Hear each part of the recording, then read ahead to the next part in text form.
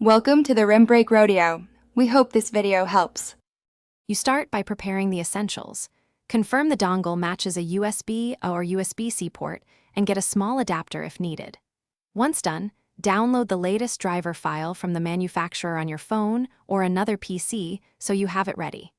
Make sure to disable conflicting, built-in Wi-Fi and network settings only if the dongle requires exclusive control. Insert the dongle firmly into the port.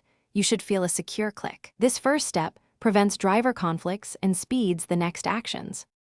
Next, run the driver installer you downloaded. Right-click and choose Run as Administrator so permissions aren't blocked. Follow the on-screen prompts. The system may request a restart. Allow it. Once the driver is active, open Network and Internet settings and scan for available Wi-Fi networks.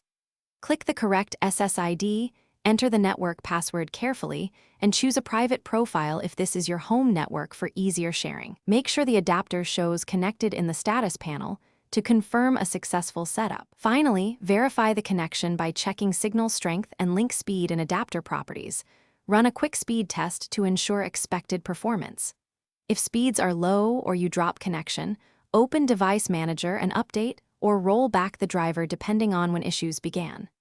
Make sure power management isn't disabling the adapter. Uncheck Allow Computer to turn off this device.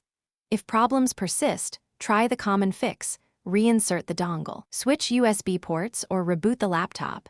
That clears many transient faults. Thanks for watching. Consider subscribing if we helped you.